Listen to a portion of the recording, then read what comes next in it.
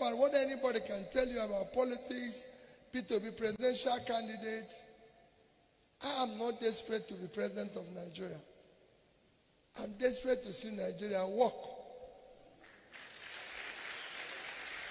Anybody can be president.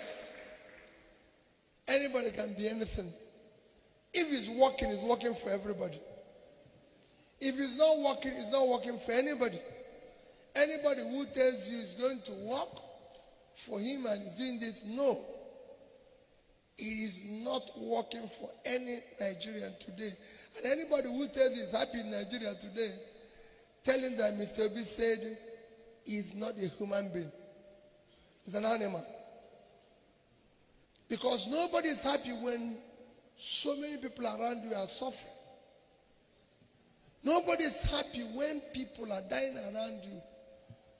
Nobody is happy when you wake up and you hear bad news all over. And that is why I said it's an essential problem.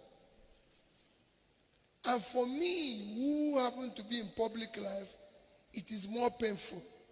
Why is it more painful? We are suffering in midst of plenty.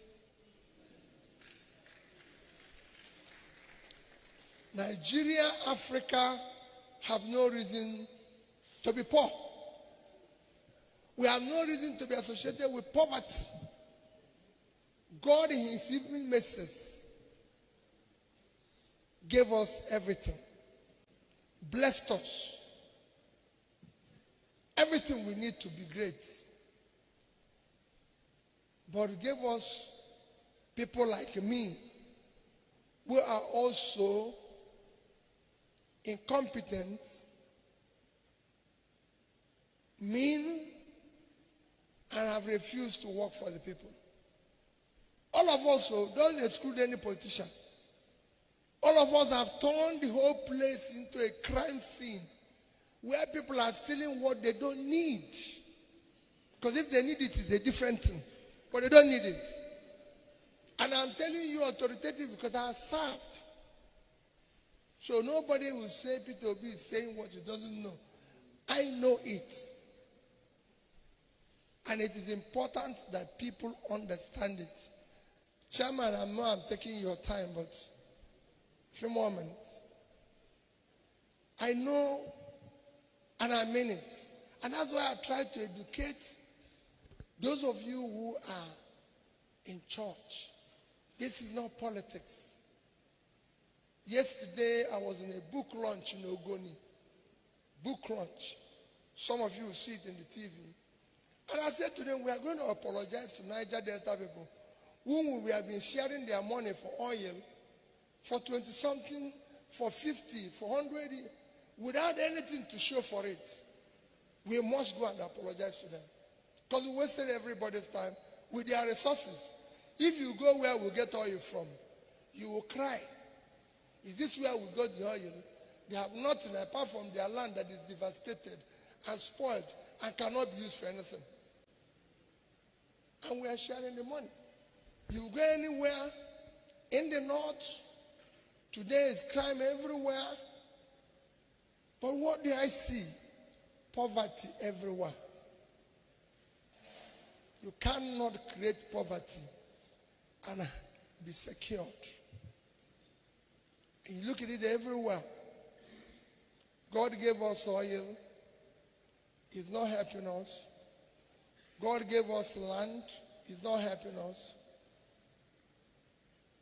Today, we are the capital of poverty in the world. We are just 240 million estimated. But we have more people living in poverty in our country than the two biggest countries of the world in population combined. China at 1.4 billion and India at 1.4 billion combined is 2.8 billion people, but we have more people living in poverty than two of them combined.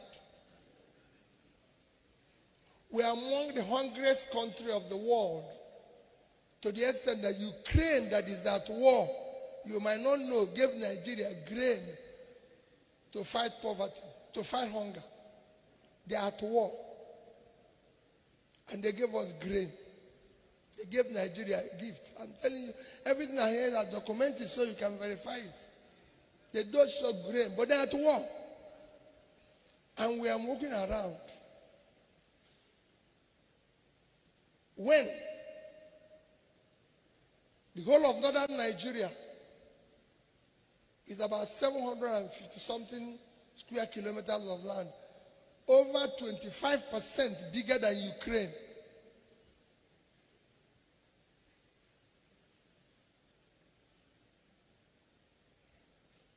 A state like Niger State can feed Nigeria, can make Nigeria earn more money from agriculture than we earn from oil. Netherlands is a country with land size of 33,000 square kilometers minus water. If you add water, it's 41. They earn from agriculture over 120 billion euros, about 130 billion dollars, to wise what we earn. Oh my goodness, this my presido.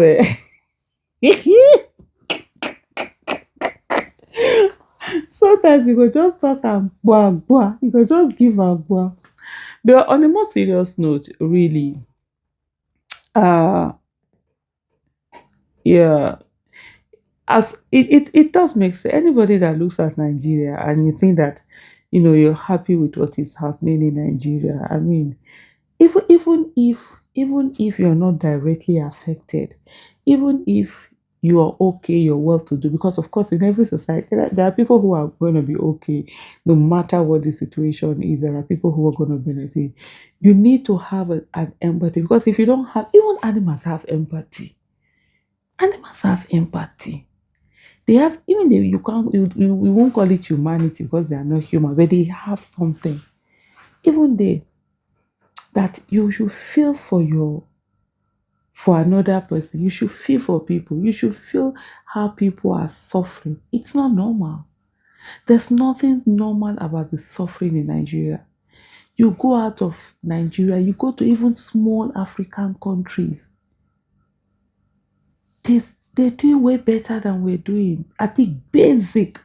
We have a lot of people who are stupendously rich. And then we have very poor people. That shouldn't be.